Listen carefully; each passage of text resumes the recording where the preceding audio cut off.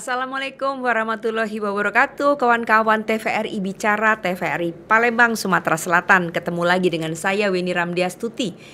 Kali ini saya mengundang tamu yang sangat istimewa. Beliau adalah Dr. Sukanto Sairuki. Apa kabar, Pak? Kabar baik. Kabar baik, alhamdulillah. Pak Sukanto kayaknya mukanya berbinar-binar.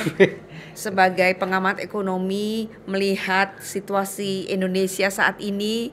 Betul. Yang orang-orang, terutama kaum menengah, ibu-ibu pada beli emas. Iya betul. Pada beli emas ya. Khususnya antam atau logam mulia gitu ya. Betul. Nah, teman-teman sekalian, kita akan berbincang-bincang tentang mengapa sih harga emas itu meroket luar biasa. Hari ini berapa ya Pak harga emas? LM ya, harga mulia. Ya, kalau LM 1 gramnya kan hampir lebih dari 2 kayak. Sudah tembus 2 juta ya, apa? Hampir 19 ya. 19 ya, 1904 kalau nggak salah. Iya, 1904. Malah diprediksi bisa sampai 2,3 katanya. Iya, betul. Wow.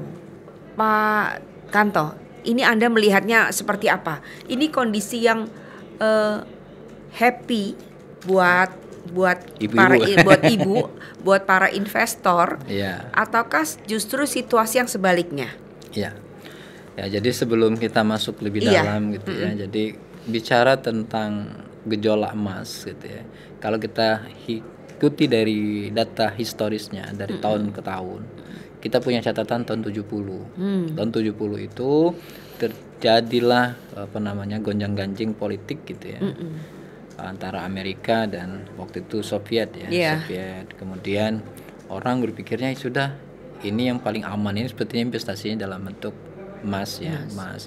Kemudian tahun 80 sama, tahun 90 sama. Jadi polanya itu sama. Ketika terjadi ketegangan politik, tanda kutip ya, geopolitik, itu kan nanti bersentuhan dengan ekonomi. Orang berpikirnya atau berspekulasi, ini jangan-jangan tidak aman. Daripada uang kita hilang, gitu ya, tanda kutip, kita investasikan di dalam bentuk emas. Nah, investasi ini sebenarnya bagus sih, secara kebiasaan kita kan investasi pasti mendapatkan imbal hasil yang tinggi. Nah, jadi pembelian emas ini ibu-ibu kan ada 2, ada yang untuk pakaian, ialah perhiasan ya. Ada juga yang untuk nyimpen. Ada LM biasanya. Ya, investasi. Nah, kalau untuk pakai, ketika harga naik, beli nggak apa-apa sih sebenarnya. Tapi kalau kita untuk investasi, jangan-jangan nanti dalam jangka waktu tertentu dia turun. Oh gitu. Ya kan, emas kan berfluktuasi juga, tidak langsung linear gitu kan naik kan, tapi dia berfluktuasi juga. Tetapi secara umum trennya memang naik. Kalau kita punya basis data 10 tahun itu sekitar 10%-an dia per tahun naiknya. 10% per tahun. Kenapa mic-nya turunin dikit? Oke, Pak Kanto udah bagus mic-nya? Oke, oh ya. Jadi kalau untuk perhiasan gitu ya? Iya. Saat ini beli nggak apa-apa? Nggak apa-apa, kan untuk disimpan kan? Untuk disimpan. Untuk dipakai gitu ya. Tapi kalau kita untuk investasi, lebih khawatirnya nanti kalau ingin dijual kembali gitu ya, mengalami penurunan. Tapi kalau kita punya memang investasinya untuk dalam jangka panjang. Ya monggo gitu. Iya. Karena kan emas tuh paling tidak sedikitnya disimpan tuh 5 tahun ya. 5 tahunan ya. 5 tahunan. 5 tahunan ya. Oke, sementara harga dari misalkan LM logam mulia 1 gram akhir tahun itu masih berapa? 1.600.000 ya. 1.600 ya, dalam 4 bulan jadi 1.900.000. Nah, lumayan banget ya Pak ya. Iya, 1 gram itu Bu ya, hitungannya kan. Kalau kita beli 10 kan sudah 3 juta ya. 3 juta dalam 3 bulan. Ya, 1 bulannya kan 1 juta. Nah, tapi inilah sebenarnya yang mendasari kenapa harga emas itu ikut meroket. Karena pola pikirnya kan spekulatif kan. Iya. Semakin kita rame-rame sebenarnya. Panic buying. Ya, panic buying itu buyingnya jadi ya hukum ekonomi. Supply and demand. Iya, jadi ketika permintaannya membeludak, supply-nya begitu saja, ya pasti harganya naik kan. Nah, oleh karena itu ya semestinya kita ya menahan diri. Karena yang beli emas ini kan golongan menengah sebenarnya. Iya. Menengah yang literasi terhadap apa namanya? Emas, Investasinya investasi kan juga udah cukup melek ya. mumpuni kan. Kalau orang menengah ke bawah saya kira makan pun agak Iya. harus berhitung mereka Iya, kan. iya, boro-boro mau beli emas ya Pak ya. Jadi yang jadi nanti menjadi masalah Bu Beni, ketika mereka berbondong-bondong untuk menginvestasikan dalam bentuk emas. Ini kan kaum menengah. Nah, kaum menengah ini catatan kita kan mengalami penurunan.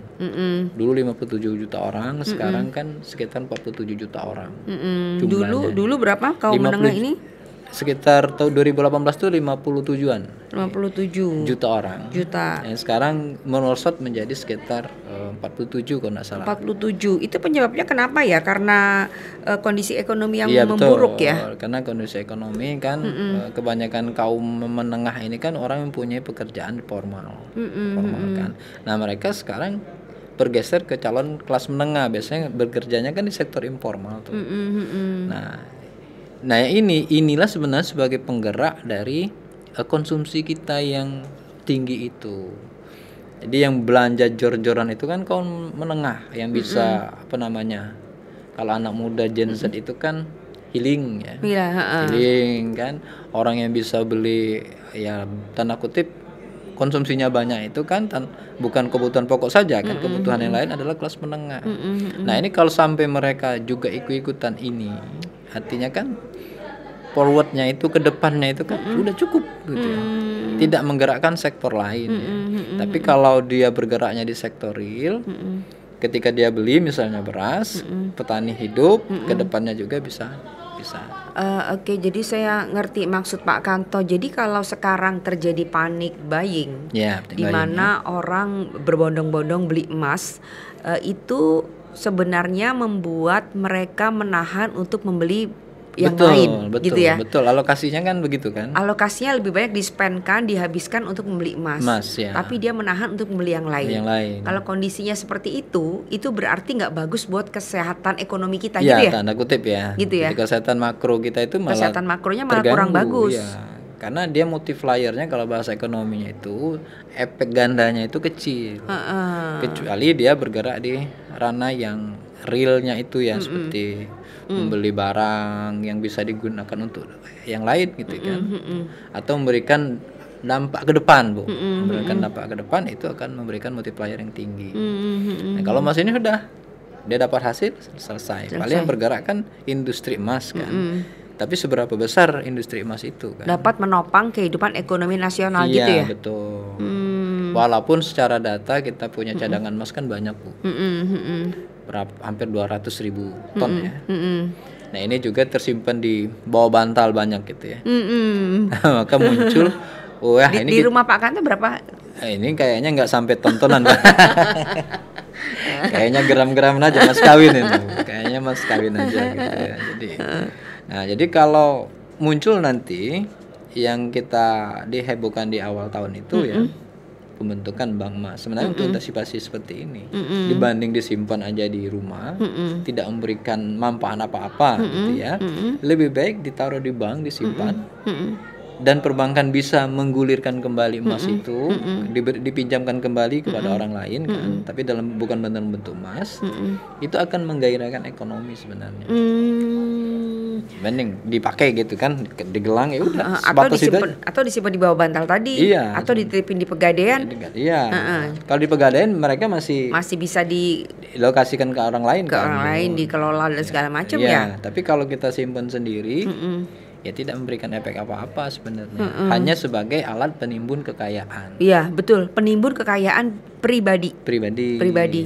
Nah, saya lupa tadi ada aspek psikologis juga. Jadi di masyarakat kita ini sebagian besar di daerah-daerah itu kan, indikator kemakmuran itu kan diukur dari logam mulia yang dia miliki. Betul. Jadi kalau Ibu ini ke pesta tuh pasti pakai perhiasan itu keras berada gitu ya. Nah, tapi tidak memberikan efek apa-apa sebenarnya kepada orang lain kan, hanya pengakuan status saja. Pengakuan status. Ini adalah aspek psikologis. Nah, yang kita harapkan sebenarnya adalah emas ini dikelola secara baik sehingga memberikan manfaat yang lebih besar. Itu maksudnya jadinya bank emas tadi. Iya, kalau saya sih sepakat dengan bank emas itu asal transparansi pengelolaannya. Oke. Bank emas. Oke, sebelum kita ke bank emas nih ya. Iya. Nah, itu kan step yang berikutnya gitu Iya, ya. iya. Sekarang saya kepengen tahu nih. Ini berarti kalau terjadi panic buying Iya, dan betul. sekarang sudah terjadi kalau kita lihat gitu Pak ya di TV-TV tetangga lain gitu ya. Betul, iya. Itu Palembang loh Pak yang jadi sorotan. Ibu-ibunya pada beli. Pada beli gitu kan ya. Berarti kan karena kita tinggal di Palembang, Suwarna Dwipa, ya kan? Iya, betul. Yang katanya orangnya memang kaya-kaya karena punya kebun dan segala macam.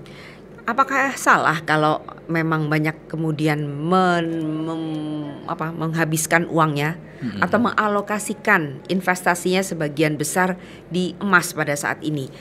Apakah dia harus kemudian misalkan Pak ya, se-ekstrim saya jual mobil aja deh, yang penting hasil penjualan kemudian saya tukarkan, saya belikan emas semua. Itu tindakan yang bijak atau enggak?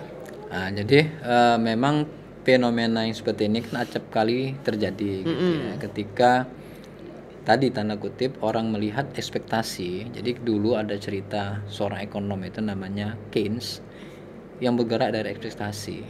Jadi orang itu mau bunga sebesar apapun, kalau ekspektasi dia tidak menguntungkan tidak akan mau.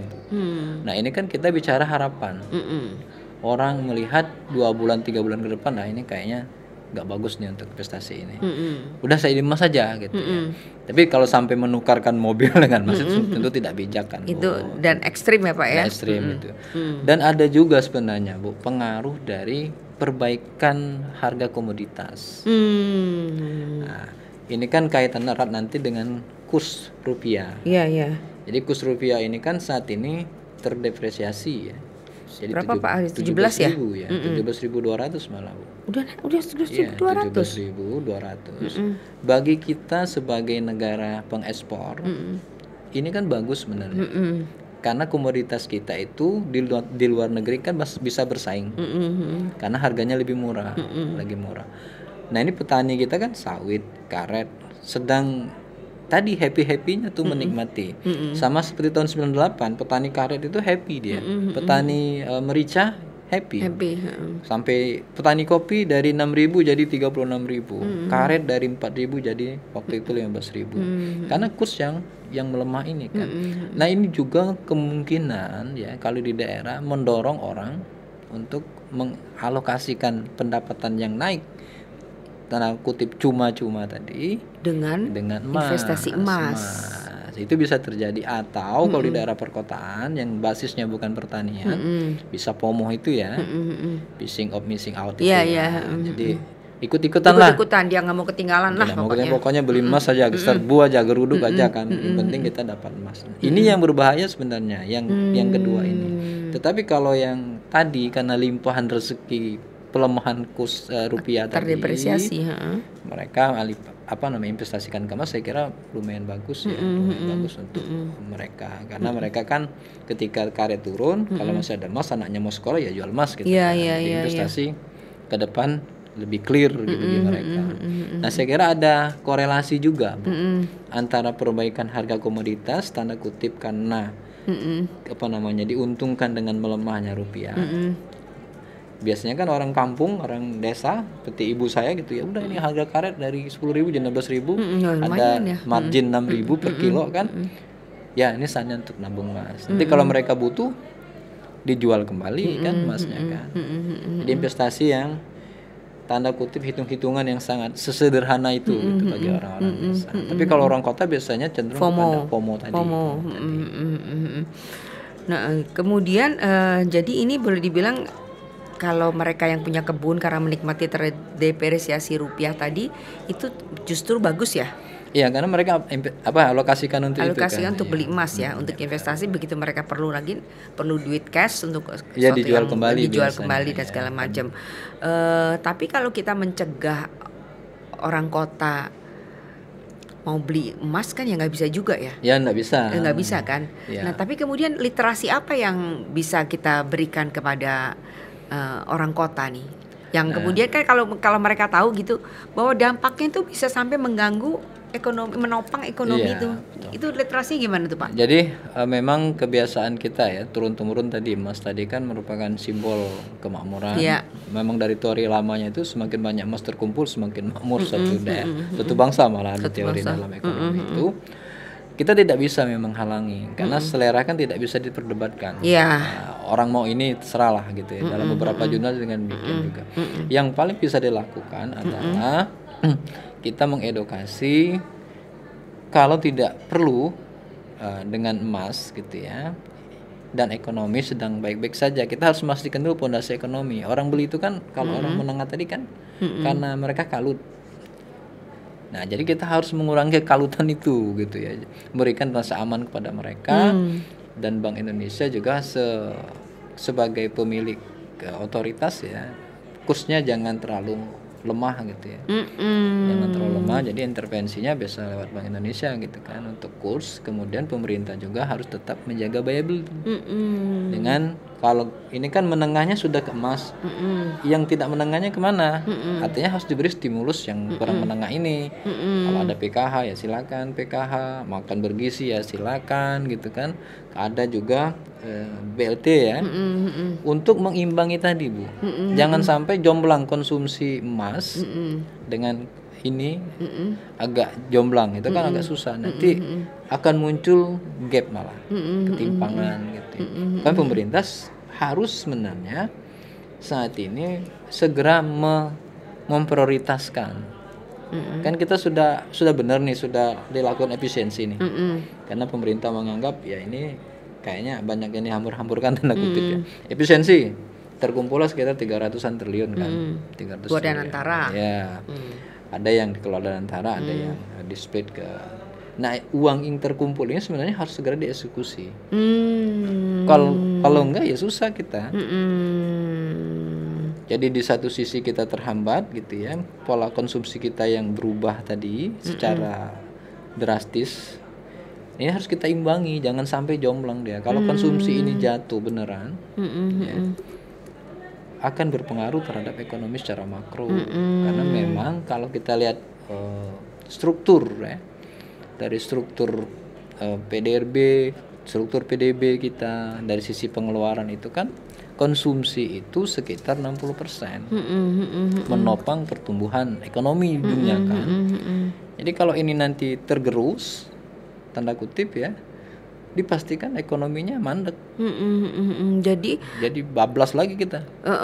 Bisa jadi target yang 5, berapa sih Pak target kita? Kalau kita nasional? Kalau nasional? Nasional ini agak fantastis. Agak fantastis.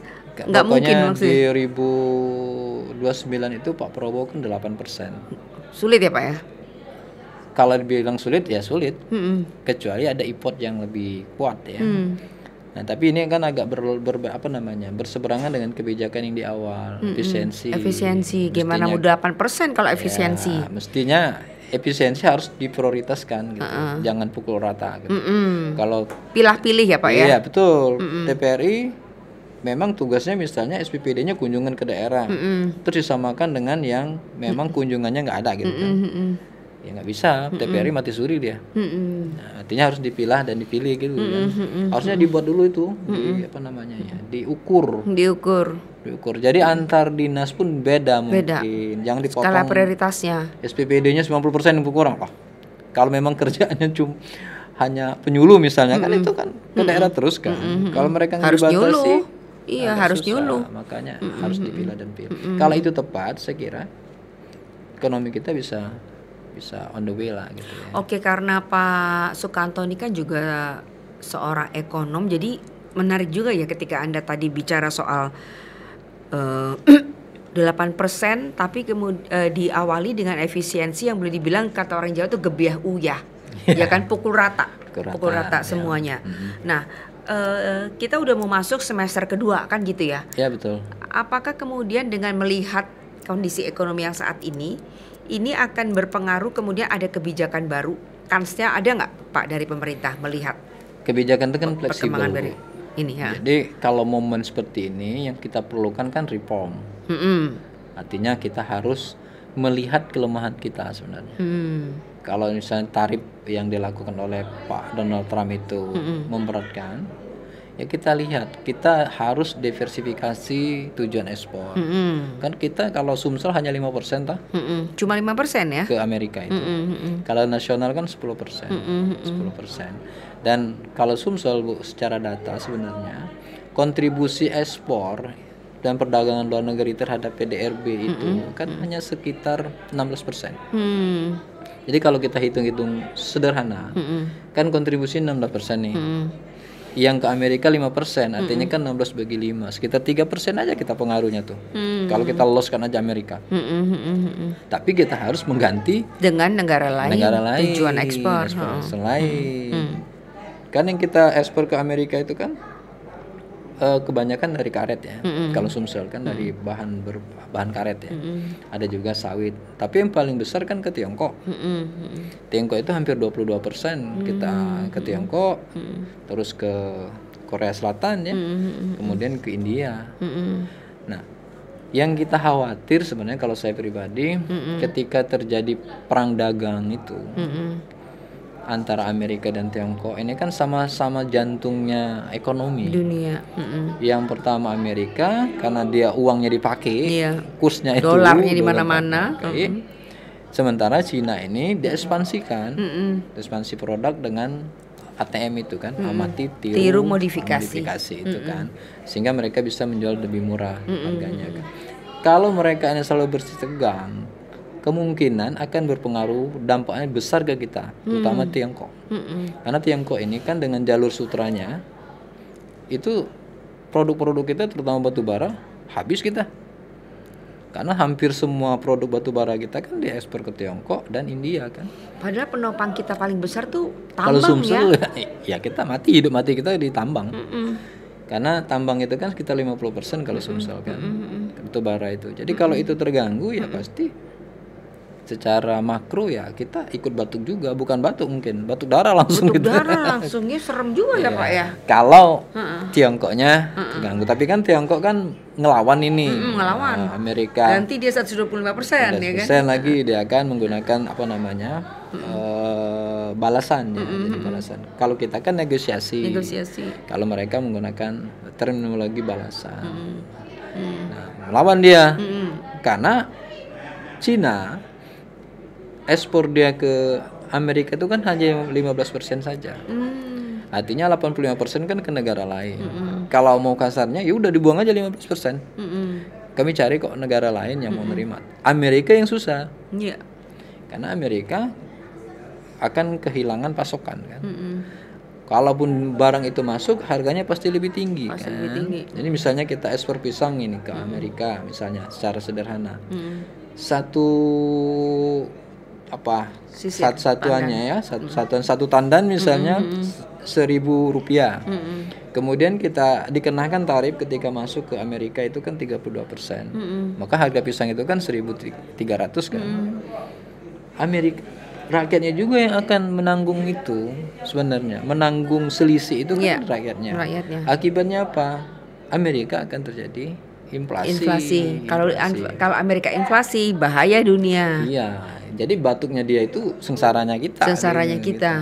Inflasi kan tarikannya tinggi tuh. Kalau dia nanti mengatasi inflasi dengan menaikkan tingkat suku bunga, dia narik semari uang kita terbang ke sana. Itu secara secara dua sisi gitu ya. Jadi kan sama seperti kita Bu sederhananya. Investasi di Prawomuli lebih menguntungkan dari Palembang karena yieldnya, imbal hasil Prawomuli lebih menguntungkan. Orang akan lari ke Prawomuli kan. Kalau umpamakan di Prawomuli adalah Amerika, ya orang-orang Palembang yang beruang akan lari ke situ. Itulah goncangannya nanti, pasti pasar modal akan bergejolak. Jadi jalurnya itu kan pertama lewat investasi, yang kedua lewat keuangan ya, keuangan, dan yang ketiga lewat perdagangan. Yang kita rasakan sekarang kan baru lewat perdagangan. Setelah dikalkulasi oleh Amerika, akhirnya kan ditunda sampai 90 hari kan. Ya karena pasti dampaknya dahsyat bagi Amerika. Tapi dengan Cina tidak di hold. Dia melakukan peningkatan tarif. Karena memang musuh utama Trump itu kan Cina. Tiongkok. Ya. Maka di Cina itu dikatakan karena dia tidak bisa ngomong R jadi telang gitu kan. Telang efek. Nah, saya punya dulu teman dari Cina, Pak Kamto, ini telang efek waktu periode pertamanya Trump. Itu kan sama. Yang diteken itu kan Cina. Tiongkok kan, karena memang defisit perdagangnya tinggi dengan Tiongkok itu, dan Amerika pengen mengimbangi, digertak gitu ya.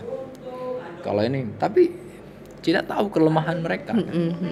Karena seluruh pasokan komponen-komponen IT itu produksi made in China kan. Ada yang pabriknya di Vietnam. Yang sekarang kan yang lagi primadona untuk pendirian usaha itu kan di Vietnam, kalau enggak Kamboja. Kalau Indonesia kan orang mulai berpikir tanda kutip lah banyak faktor, dan investornya kan orang-orang Tiongkok kan. Dia yang paling terpengaruh ya itu tadi. Kalau Cina sampai terpengaruh, kita akan batuk-batuk dari sisi kita. Oke. Kalau Pak Kanto melihat ini beneran nggak sih bahwa Trump versus Tiongkok itu emang cuma sekadar gertak sambal atau memang iya? Kalau lihat periode pertama sebelum dia dikalahkan oleh Joe Biden kan, ini beneran gitu. Mereka habis-habisan menghalangi kekuatan Cina. Memang Cina ini kan sangat ekspansif. Jadi negara-negara Eropa itu untuk kemajuan teknologi itu butuh 200 tahun deh. Cina hanya butuh 40 tahun. Gak banget emang Cina. Iya, dia buat bagaimana terowongan memecah gunung gitu ya dengan jembatan. Dia sulap negaranya itu menjadi negara-negara yang maju banget. Kemudian ketergantungannya rendah. Jadi income per kapita dia sekarang itu kan 12.000. Kita baru 4.000. Sudah berkuar-kuar gitu. Sudah bagus. 1:3. Nah, Eropa sejarahnya itu untuk mencapai 12.000 itu butuh 200 tahun. Nah, Cina hanya butuh 4 tahun, hanya 40 tahun saja. Semenjak dia di embargo, kemudian ada namanya diplomasi ping-pong oleh Amerika. Jadi Cina mengirimkan orangnya ke Amerika biar bisa dibuka perdagangan. Itu sekitar tahun 90-an malah. Makanya kan mereka bisa main badminton lagi kan. Sejak mereka bermain badminton kita pernah lagi juara kan. Uber itu ya. Nah, dan 90-an ada namanya diplomasi ping-pong. Jadi dia kirimkan orang pemain ping-pong untuk berdiplomasi. Akhirnya dimasukkanlah dia di WTO. Begitu dia terbuka, dia sudah matang di dalam negeri karena pasar domestik mereka kan 1,2 M. Orang-orang yang jadi tanpa ekspor pun mereka udah hidup tuh. Dengan penduduk 1,2 atau 1,4 sekarang ya, miliar kan. Jadi tanpa ekspor aja udah selesai deh. Pasti laku ya barang yang dijual kan. Habislah semua. Termasuk kita. Tekstil kita mulai kelimpungan. Iya. Sampai terakhir kan Sritek kan hancur lebur sudah kan.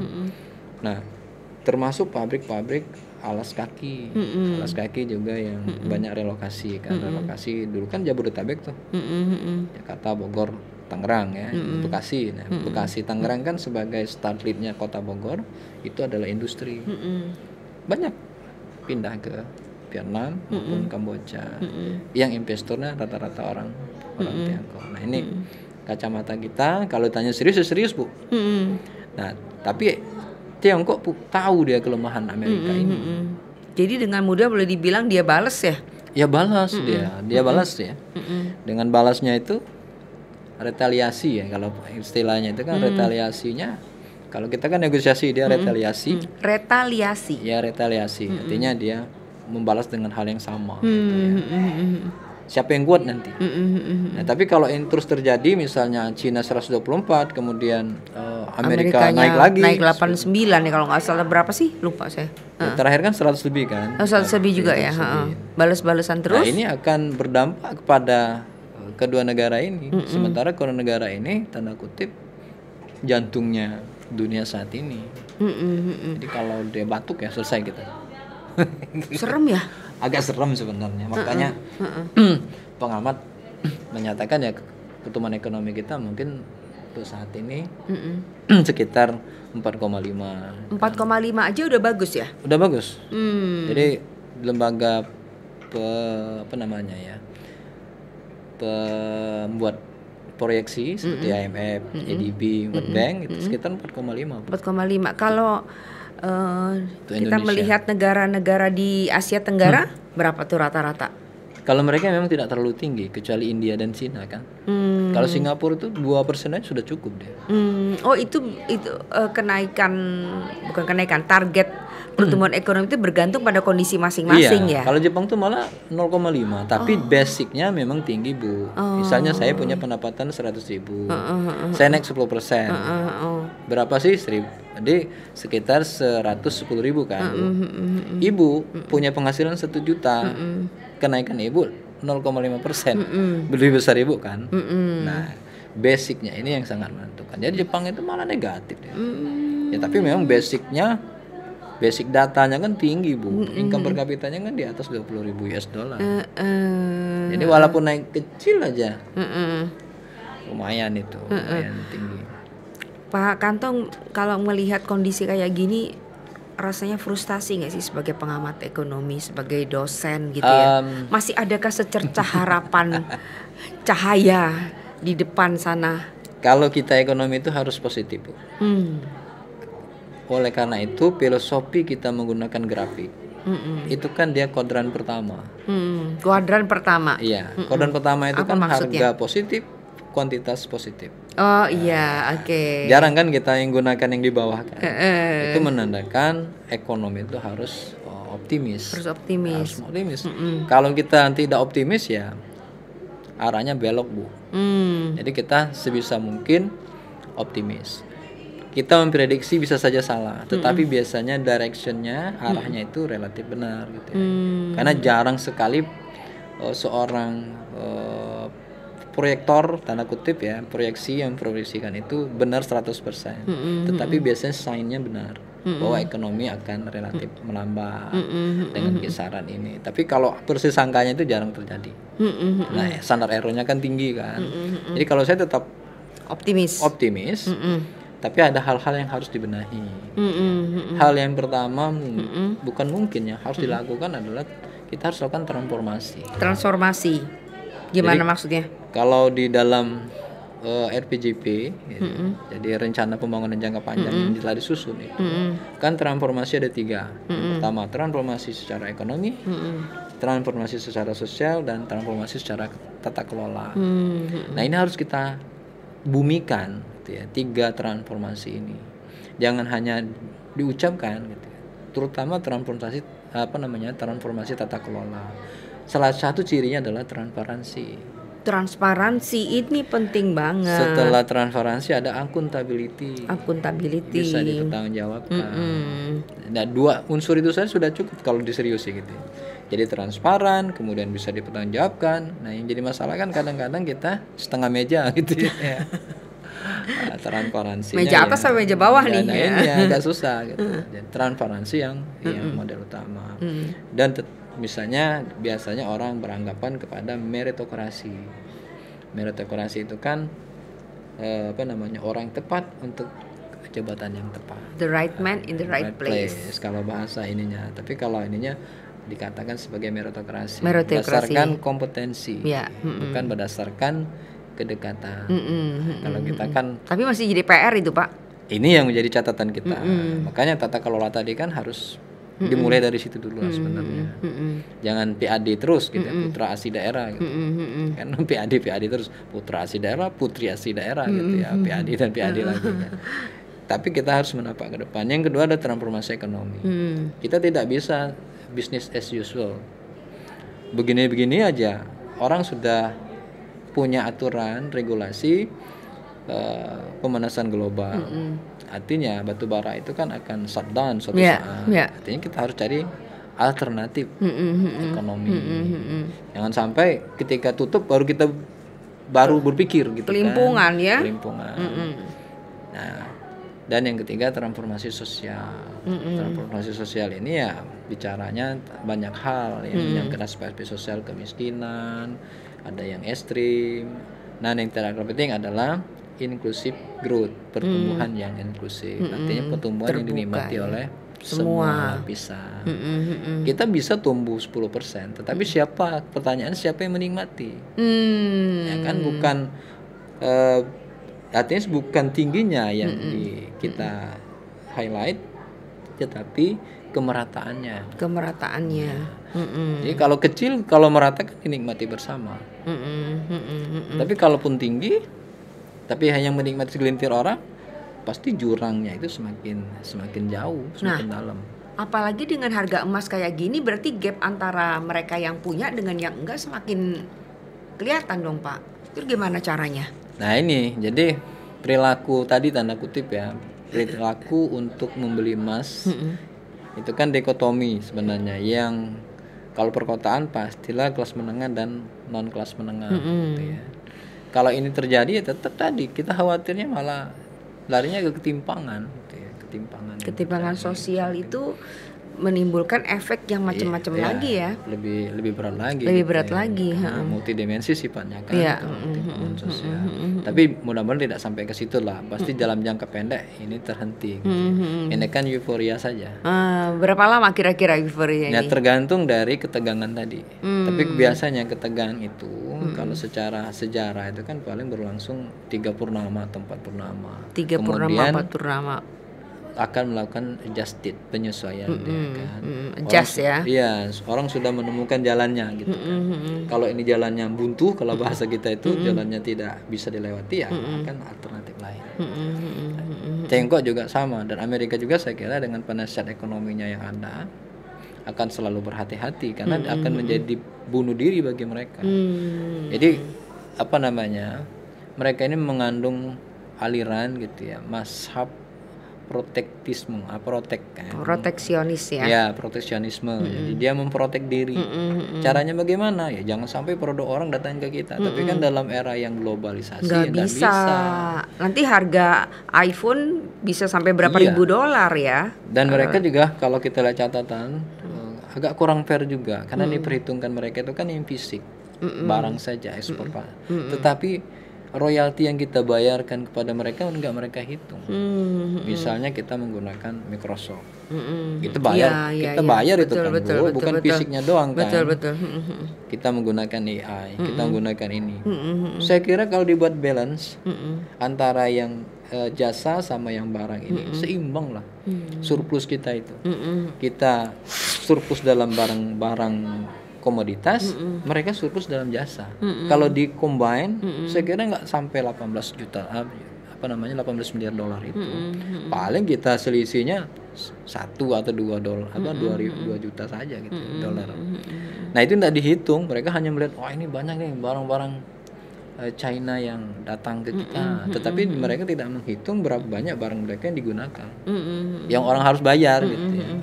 Nah ini juga menjadi catatan. Dan kita kan Pak Prabowo juga relatif hati-hati ya.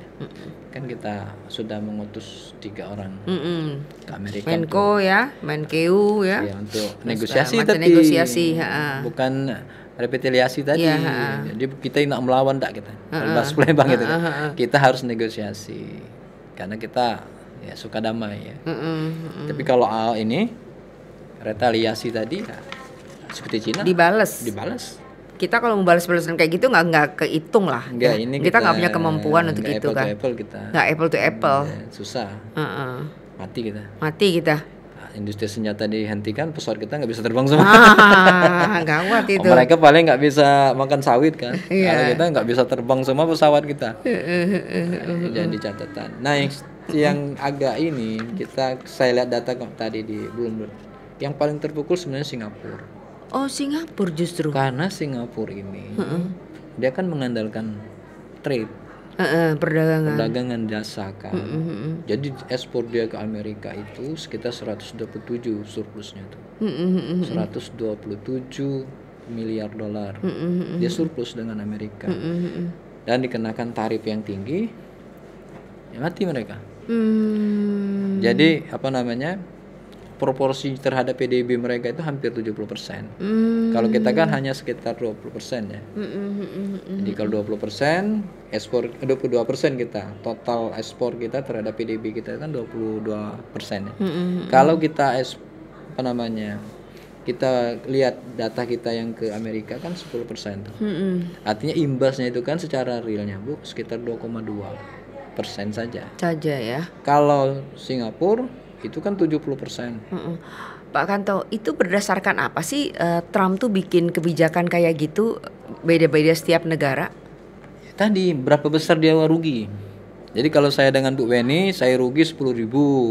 Dengan yang lain saya rugi 15.000. Berarti yang 15.000 lebih tinggi pajaknya. Dengan Singapura dia ruginya banyak. Karena Makanya, surplusnya 127 tadi ya. Iya, makanya dikenakan yang tinggi kan. Dengan Cina lebih banyak lagi. Dengan Cina lebih banyak lagi. Nah, yang paling rendah kan negara ASEAN itu. Kamboja ya. Kamboja ya. Ya. Kamboja. Vietnam juga besar kan 34 kan. Ya. Kamboja itu kecil. Karena memang kepentingannya relatif kecil kan. Jadi gangguan dia itu relatif kecil. Tapi kalau yang kayak Bu Weni misalnya sampai saya rugi sampai 1 miliar, yang lainnya saya rugi 100 juta ya Bu Weni saya tekan. Jangan sampai saya rugi lagi Bu Weni gitu ya. Minimal kita berimbang. Kalau bahasa orang Palembang nak lemak-lemak be kamu ya dah ikut tegi aja kira-kira. Makanya dia sangat mempush Cina. Cina Harus dibuat Saro. Dibuat susah. Tapi menyusahkan sendiri. Iya, akhirnya menyusahkan sendiri dan itu nggak baik untuk kita yang hidup di zaman global. Ini cikal bakal terjadi Great Depression pada tahun 1929 itu begini Bu. Apa istilahnya? Depresi yang dalam. Great Depression. Great Depression. Ya. Oke. Depresi. 2029. 1929. Tahun 1 abad yang lalu. 1 abad yang lalu. Ini gara-gara begini gitu. Jadi mereka memproteksi produk dan dibalas. Hanya balas-balas mandek perekonomian dunia. Perekonomian mandek ya selesai. Jadi krisis global. Makanya muncul istilah itu Great Depression tahun 1929. Muncullah masa baru. Masa baru ya nggak perlu ini. Kayak gini, kayak gitu nggak bagus harus gitu. Muncullah masa perdagangan bebas. Kalau dulu kan memang begitu Bu, dihalang. Saling protek gitu ya. Jadi dibalas tadi ya dengan istilah retaliasi tadi ya. Balas. Mandek akhirnya. Nggak bisa ngapa-ngapain. Deadlock dua-duanya. Sementara dua-duanya punya banyak pasukan. Mati suri semua. Akhirnya menimbulkan goncangan 1929. Nah pengamat juga beberapa gitu ya, yang ekstrim lah tanda kutip yang mengkaitkan itu dengan kejadian tahun 1929 ya karena tarif ini perang tarif ya. Nah, tapi yang lainnya ya nggak bisa lah, kita sudah mencanangkan perekonomian terbuka kok harus balik lagi ke zaman batu kan. Makanya beberapa negara itu lebih cenderung mengutamakan negosiasi nggak mau balik ke yang dulu retaliasi. Oke. Ini ya makin menarik ya kita bincang-bincang soal ini, tapi tolong kasih tips deh Pak Kanto ya. Ke masyarakat gitu ya, khususnya masyarakat Sumsel, how to-nya dalam kondisi seperti ini terkait dengan harga emas, terkait ekonomi yang lesu gitu ya. Sebenarnya what should I do? Apa yang harus saya lakukan gitu sebagai masyarakat? Itu kamera Bapak di situ. Oh, situ ya. Nah, jadi memang keadaan ekonomi saat ini kan tentu kurang mengenakan bagi semua orang ya. Tetapi kita harus tetap optimis menapak masa depan, karena optimis itu adalah kunci segalanya. Betul. Kalau kita pesimis ya tidak akan bisa mencapai. Oleh karena itu, yang pertama jangan sampai ikut-ikutan gitu. Jangan ikut-ikutan. Oke, saya catat. Jangan FOMO. Jangan FOMO. Terus pemerintah tentu mempunyai kebijakan yang cepat tanggap lah gitu ya, cepat tanggap. Kalau masalah kurs biasanya Bank Indonesia duluan ya akan menstabilkan dengan asumsi yang ada di APBN itu 16.000 kalau nggak salah ya, 15 sampai 16.000. Harus pokoknya diusahakan 16.000. Iya, karena kalau enggak ini kan implikasinya luas. Luas. Karena nanti akan menyangkut hutang. Kalau hutang jatuh tempo kita pinjam dengan 1:15.000, kemudian jatuh temponya Ini 1:17 tadi, rugi 2.000 2.000 per dolar. per 15. Kalau kita ngutang 20.000 dolar, kalikan aja 20.000 kali 2.000 kan. Artinya pemerintah akan tetap komit adjusted terhadap kurs itu. Emas biasanya kan fluktuasi seperti itu. Dan berlangsungnya biasanya 3 bulan ke depan, tergantung dari banyak tidaknya spekulan. Di sini bermain spekulan Iya juga. betul, jadi spekulan biasanya. Spekulan ini kan orang pengen mencari untung sesaat. Dengan beli jual gitu ya. Nah, biasanya pemerintah normalisasi lagi harganya, tetapi apa namanya? Tidak mudah tentu bagi pemerintah untuk itu. Dan yang berikutnya lagi, Yang ketiga Pak ya. iya, yang ini dari sisi pemerintah tentunya ya. Kalau kami melihat apa namanya, prioritas dari penggunaan efisiensi tadi, ini yang belum begitu gercep.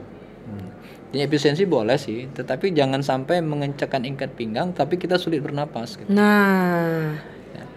Ikat pinggang boleh, tetapi napas harus lega. Gitu ya. Tapi tetap bisa bernapas gitu ya. Bernapasnya lega. Ini kan pinggang udah diikat, kenceng, napas susah ya. Nggak lama itu. Nggak lama. Pasti bahaya. ICU dia. Oleh karena itu, artinya secepat mungkin dilakukan prioritas. Mana yang didulukan? Apa mau MBG gitu duluan? Katanya kan punya dampak yang luas kan, ya. Tapi catat juga tuh MBG gitu. Apa benar kajiannya bisa menyebabkan secara luas seperti itu, atau memang yang paling cepat bagi golongan menengah atau dibagi saja gitu ya, menengah ke bawah, kemudian private sector. Private sector ini kan yang dikit jumlahnya tapi ini bikin ribut nih tanda kutip. Kalau mereka mandek PHK tuh. Iya. Kalau mereka berhenti beroperasi PHK menunggu, daya beli turun, dampaknya akan lebih luas. Artinya dari sisi itu harus stimulus terhadap dua sisi ini. Harus ada stimulus terhadap private sector Dan kaum juga menengah. masyarakat. Misalnya kaum menengah tadi. Berupa apa tuh? Kalau untuk kaum menengah biasanya kan BLT tidak bisa dilakukan. kalau kaum menengah kan tidak mungkin dikasih kriteria. BLT. Artinya dia stabilisasi harga. Stabilisasi harga. Ya, stabilisasi harga. Jangan sampai nanti gonjang-ganjing emas justru inflasi.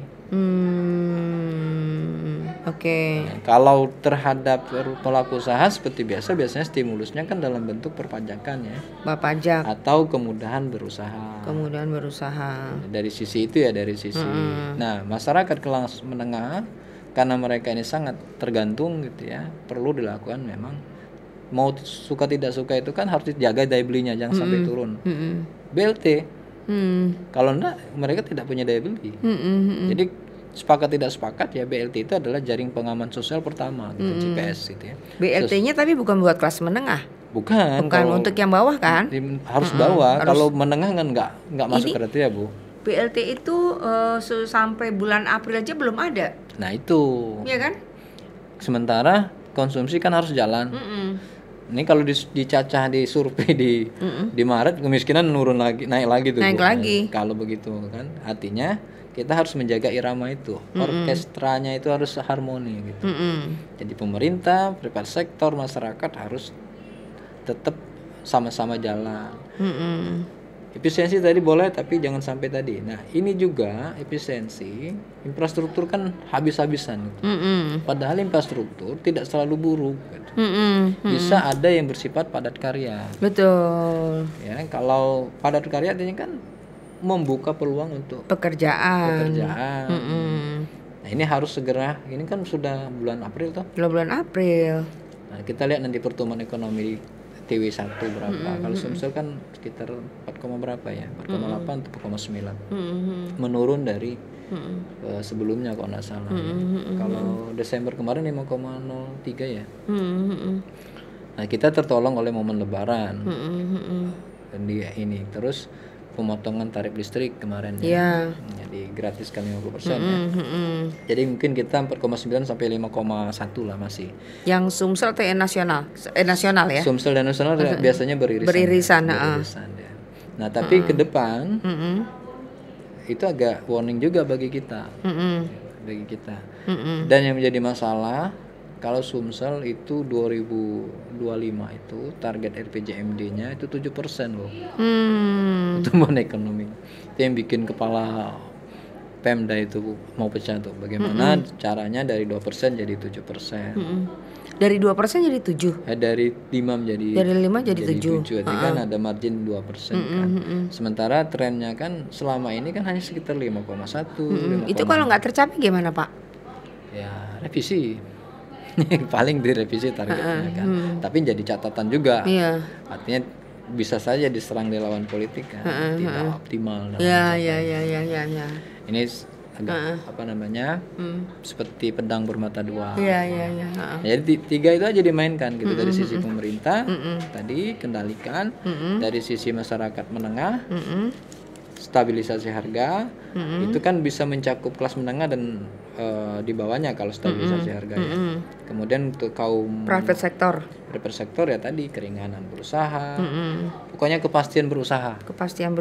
Ya karena kalau pasti mereka berusaha, tanda kutip tidak ada neko-nekonya, ada pintaan tuh THR dan seterusnya, dan lain-lain ya mereka mau berusaha kan. Artinya faktor keamanan, faktor lain itu juga akan membuat dunia usaha itu bergerak.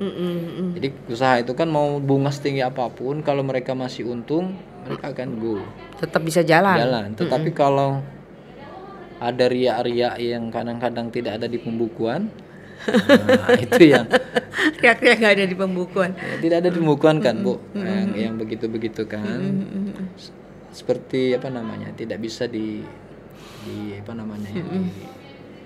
dikelola dengan baik. Jadi kalau Pak Khotib Basri mengatakan Indonesia itu uang bukan masalah, tapi masalah bisa jadi uang. Saya kutip dari Pak Khotib Basri ketika dia memberikan pandangan itu. Jadi diulanginya lagi. Jadi uang bukan masalah bagi Indonesia, tapi masalah bisa jadi uang. Karena banyaknya spekulan, banyaknya tadi tanda kutip yang menyebabkan high cost ekonomi. Jadi ekonomi kita itu berbiaya tinggi. Yang tercatat berapa, yang tidak tercatat berapa gitu. Jadi, setengah meja tadi ya? Ya setengah meja setengah kaki lah. Setengah meja setengah kaki. Dan kita berharap ya 2025 lebih baik lah. Walaupun tidak lebih baik, minimal sama lah dengan 2024. Karena ini tonggak, Bu. RPJP itu 2025-2045 yang Indonesia emas itu. Jadi kalau tonggaknya goyang, ujungnya itu sangat goyang terpastikan. Dan ini juga pertarungan seluruh kepala daerah. Karena kan dimulai 2025 semua tuh. Betul. Jadi, kalau 2025 ini tidak tercapai ya akan terjadi evaluasi terhadap rencana itu. Kan kalau 2025 itu gak ngeri-ngeri sedap ya. Apalagi target kemiskinan. Kemiskinan itu sampai 2045 pun itu sekitar 0,5%. Sementara Sumsel pun sekarang masih 10 kan. Kalau lihat trennya itu dikit aja nurunnya itu kan. Saya tidak tahu alibi yang menyertainya kan. Kenapa bisa habis begitu? Apa dianggap orang yang miskin sekarang itu sudah tiada nanti sekitar 20 tahun lagi secara ekstrimnya kan, atau seperti apa? Ini juga menjadi catatan kami. Tapi kalau saya pribadi tetap optimis. Jadi kalau saya diminta Bapeda tuh Pemda itu Pak Kamto, saya optimis saya bilang. Asal ya, catatannya 3 tadi. Ada beberapa asumsi yang mendasari. Karena ekonomi itu tidak lepas dari asumsi. Bukan bangun jembatan. Kalau bangun jembatan nggak boleh pakai asumsi. Kalau ekonomi boleh pakai asumsi. Robo jembatannya. Ini asumsikan ini nggak ada banjir. Banjir. Robo jembatan. Tapi kalau ekonomi biasanya ada payung. Tegaknya itu asumsi yang dibangun. Kursnya harus begini, tingkat bunganya begini. Kalau idealnya terlaksana, maka hasilnya ini. Tapi kalau ini tidak tercapai, skenario buruknya ini. Indonesia gelap, misal. Misal kalau ini ya. Kalau generasi mudanya hobinya joget-joget misalnya, ini skenarionya. Jadi banyak alternatif dan kita harus memilih alternatif yang tepat. Dan yang terakhir, Bu, ya, terhadap pemerintah, prioritas tadi. Segeralah lakukan prioritas. Jangan sampai kita tidak tahu arah. Jadi kapal itu bisa sampai tujuan ketika dia tahu arahnya. Jadi kalau dia masih bingung ditanya mau kemana, terserah ini. Waduh, kacau itu. Itu terhadap apa namanya pemerintah daerah. Saya kira pemerintah daerah juga sudah relatif sibuk ini, karena tahun ini tahun perhara bagi mereka kan, perencanaan semua harus matang. Sementara diterpa beberapa isu. Mulai dari awal kita sebenarnya. Nah, awal 2025 kan mulai efisiensi, deflasi, ini hantam Trump lagi gitu ya. Jadi kalau tidak bisa dikelola secara baik, kita khawatirnya menjadi bola liar gitu ya. Bola liar yang akan berdampak nyata terhadap ekonomi. Tapi kalau dibandingkan 98 sekarang lebih bagus. Oh, jadi sekarang tidak separah 98 ya? Tidak. Yakin ya? Iya, pondasi ekonomi kita lebih bagus. 98 itu kan kurs dari 2.900 kan melejit ke 16.000. Itulah menyebabkan kita terjerat hutang yang cukup besar.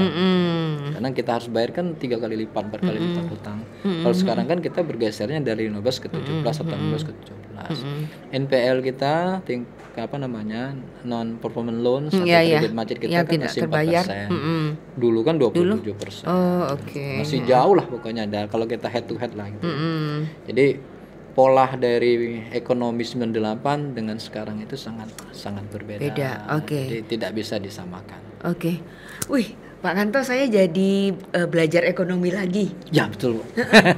Dan saya senang karena ini membuat tadi yang Pak Kanto bilang, kita masih tetap punya optimisme. Betul. Dan yang dibilang bahwa Indonesia 2045 harus menjadi Indonesia emas, mudah-mudahan tidak menjadi Indonesia cemas. Ya, betul. Kita berharap itu ya. Kita berharap itu, asalkan tadi catatan-catatan yang disampaikan oleh Pak Kanto ini didengar oleh pemerintah. Iya. Tapi yang pasti kalau Pak Kanto ini pasti menjaga Sumatera Selatan nih. Iya, kita harus jaga daerah kita dulu lah, gawang kita, garda terdepan kan. Tadi banyak hal yang disampaikan oleh Pak Kanto bahwa tahun ini boleh dibilang tahun prahara. Ya, tapi yang membuat saya agak berkurang kekhawatirannya bahwa pondasi ekonomi kita tahun ini tidak seperti tahun 98. Iya, betul. Ya. Betul. Jadi kita punya harapan. Pasti punya harapan kita. Mudah-mudahan Pak, kita ketemu lagi untuk bicara yang lebih detail lagi. Dan teman-teman semua, semoga ini membantu ya. Kita semua harus bersikap seperti apa, mencermati seperti apa, dan juga ikut mencari jalan keluar bersama-sama gitu ya bagi pemerintah. Pemerintah juga perlu diingatkan karena tadi yang namanya kelas menengah harus dikasih stimulus. Kemudian siapa lagi tadi, private sector juga dia harus diberi kemudahan usaha. Eksekusi untuk BLT harus segera dilakukan dan sebagainya. Ya, siap. Ya. Terima kasih banyak Pak Kanto. Ya, sama-sama Bu Eni. Mudah-mudahan kita ketemu lagi. Sampai jumpa. Dalam ranah yang cerah. Dalam ranah yang cerah, benar ya. Jangan gelap. Jangan gelap. Oke, terima kasih. Sampai jumpa lagi. Dadah. Kita pura-pura